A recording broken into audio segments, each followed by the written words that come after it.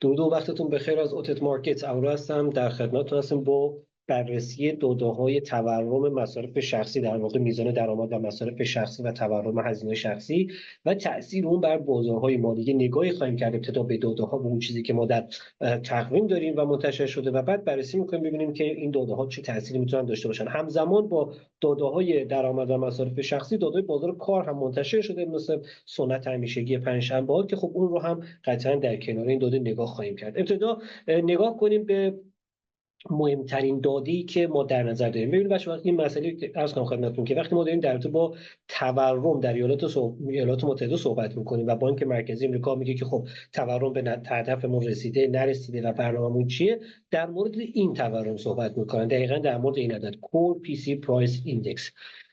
این مهمترین داده تورمی هستش که مورد در واقع موثق ترین داده تورمی هستش که بانک مرکزی بهش استناد میکنه در ایالات متحده برای تعیین سیاست‌های پولیش.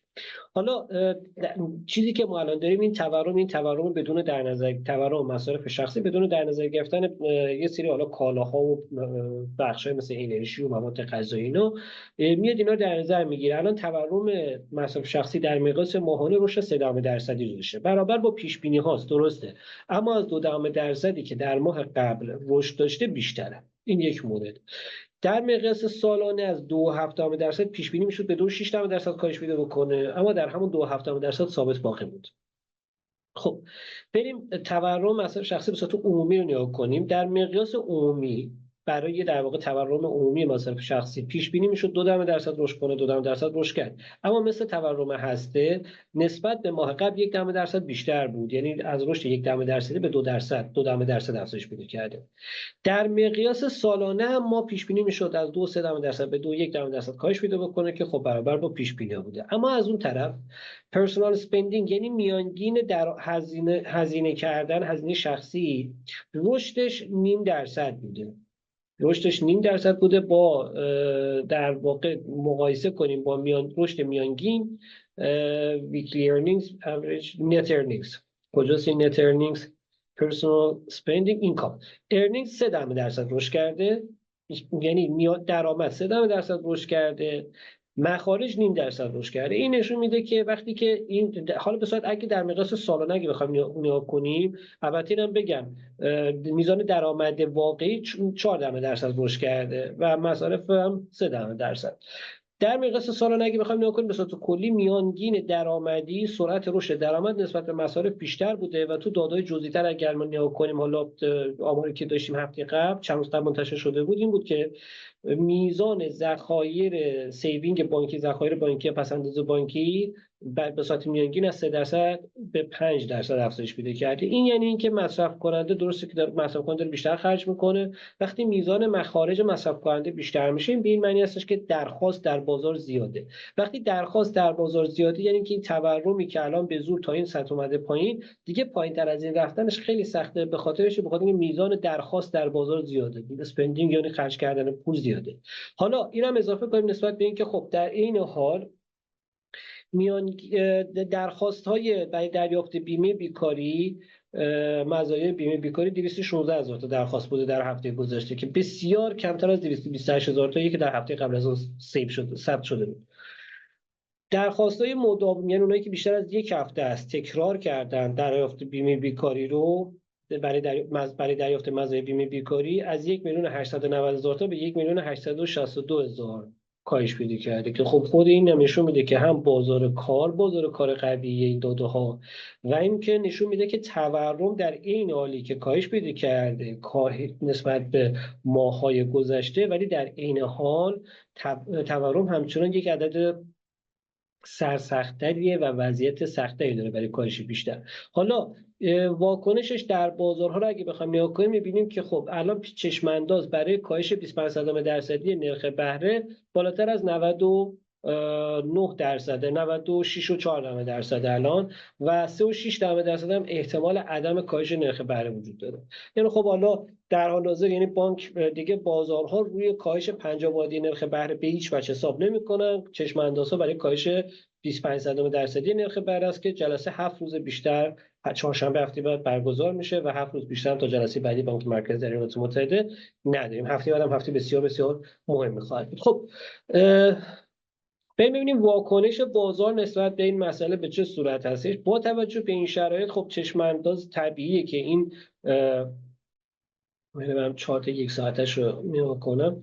با توجه به این شرایطی که داریم حالا واکنش بازار خورده شاید واکنش طبیعی نسبت به این مسئله البته نبوده. قاعدتا این واکنش به این معنی هستش که بانک مرکزی وقتی بانک مرکزی دیگه عدم کاهش نرخ بهره اینطوری میتونیم در نظر بگیریم که چون عدم کاهش نرخ بهره درصدش کمتر شده و رو 25% کاهش نرخ بهره داره حساب میکنه بازار، این باعث شده که دلار روش فشاری وارد بشه، مقدار کاهش پیدا بکنه. اما این کاهش اولیه کاهش منطقی نسبت به این عدد نیستش. بنابراین ما میتونیم اینطوری در نظر بگیریم که بازار با ادجاست کردن این داده ها میتونه روی فشاری که روی دلار هست رو کمتر کنه و این فشار به جای فشار روی دلار، این فشار رو ما بتونیم شاهد باشیم روی در واقع بازارهای سهام. یعنی این فشاری که الان من S&P 500 هم چارت یک ساعتش اگه بیارم، این فشاری که الان رو بازار سهام هستش انتظار میره که با توجه به این داده ها این فشار ادامه پیدا بکنه. چرا؟ چون داده‌های تورمی و بازار کار هر دو داده‌های قوی هستن. به این معنی هستش، معنی این داده هم این هستش که با توجه به این شرایط ما میتونیم انتظار اینو داشته باشیم که بانک مرکزی با سرعت کمتری بره به سمت کاهش سیاست‌های انقباضی یا رفتن به سمت سیاست‌های انبساطی رو با سرعت کمتری انجام بده. بنابراین این میتونه خبره برای بازار سهام خبر چندان مثبتی نباشه، خبر نگران کننده تقریبا باشه که در بین معنی هستش که این رفتار، یعنی این چشم انداز مثبتی برای بازار سهام نخواهد بود و بنابراین فشار رو بازار سهام حفظ میشه. اما از اون طرف برای دلار چون به این معنی هستش که ما سیاست‌های نرخ بهره بالا برای مدت طولانی‌تر رو بیشتر ادامه، یعنی طولانی‌تر خواهد بود و ما سرعت کاهش نرخ بهره‌مون سرعت کمتری خواهد بود.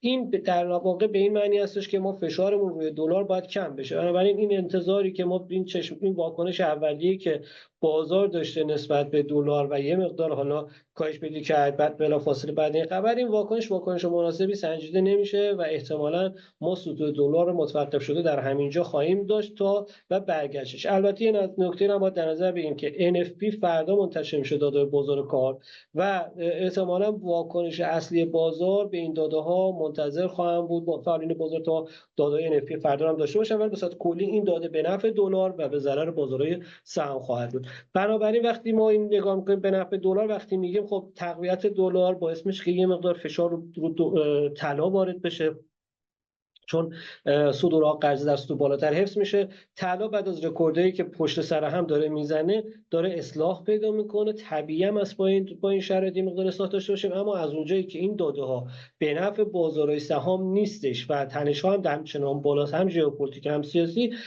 کاهش احتمالی طلا کاهش اصلاحی خواهد بود، نه کاهش در واقع کاهش قیمت. این معنای اصلاح قیمت خواهد بود. ولی اون در واکنش اولیه میتونه در واقع مقدار فشار روش باشه، ولی به صورت کلی برای طلا هم در میان مدت همچنان این خبر مثبتی میتونه باشه. میگم به خاطر چی؟ به خاطر اینکه رو فشار رو بازارهای سهام است. اما از اونجایی که این به این معنی هستش که دلار قوی تر ما خواهیم داشت، در واقع فشار میتونه رو طلا هم بیاد و به اینکه سود اوراق قرضه برای مدت طولانی‌تری میتونه در همین سطوح خوب بالا بمونه، میتونه اینا برای منفی باشه برای طلا. ولی از اون طرف چون خبری که ما داریم به ظرف بازارهای سهام نیست، اون به نفع بازارهای سهام نبوده، یعنی به نفع طلا بودن. به صورت عمومی خبرها یه جوری تمام همدیگر چیز میکنن، همدیگر رو داده اقتصادی همدیگر یه جوری خنثی میکنن. اما از اون طرف تنش‌های ژئوپلیتیکی ما داریم، تنش‌های سیاسی داریم، اینا به صورت عموم باعث میشن که طلا جایگاه پناهگاه امنش رو با توجه به ریسک بالایی که در هر دو تا طرف داریم حفظ کنه. یعنی این عدد میتونه واکنش اولیه منفی برای طلا داشته باشه، ولی تا زمانی که طلا بالاتر $2740 داره معامله میشه در حال حاضر روند صعودیه، مگه اینکه این اصلاح بخواد خیلی بیشتر از این شکل بگیره. بس به صورت کلی طلا روندش همچنان صعودیه. این داده‌ای که ما الان داشتیم میتونه در کوتاه مدت واکنش منفی طلا رو در نظر داشته باشه، ولی تغییری در روندش فعلا نمیتونه بده. پس این برای طلا در مورد بازار سهام صحبت کردیم. در مورد شاخص دلار هم که توضیح دادیم، این داده‌ها قاعدتاً باید برگردیم، داده شاخص دلار باید از این داده سود ببره. در مورد بحث نفت، نفت این سطحی که ما الان داریم سطحی هستش که واکنش در واقع عدم واکنش خاص به این داده است، به خاطر اینکه این داده در عین حالی که در واقع نشون دهنده وضعیت خوب بازار هست، در عین حال هم نشون دهنده این هستش که ما چون وضعیت خوبه زیاد نباید با سرعت بالا بریم به سمت سیاست انبساطی. این داده و این داده هر دو طرف خنثی میکنه، یعنی خود همین داده به تنهایی تاثیر خاصی رو بازار نفت نمیذاره. نفت احتمالاً واکنش هستیش رو برای فردا خواهد داشت، ولی به صورت کلی چیزی که الان هستش ما در شرط داریم نفت بیشتر و واکنشش به تنش‌های ژئوپلیتیک سیاسی هستش که فعلا در حال حاضر ما قبلا صحبت کردیم با توجه به این شرایط قیمت نفت میتونه اولش $70 $72 توی محدوده باشه تا وضعیتی که ما در واقع وضعیت منطقه خود روشن‌تر بشه. این کلیتی هستش که الان در بازارها هستش این داده و واکنش بازارها نسبت به این داده. بازم اگه سوال داشتید میتونید تو قسمت کامنت ها بنویسید، سعی می‌کنم در فرصت برگردم و به سوالات شما پاسخ بدم. تا وقتی دیگر خدایا رو نگهدارتون.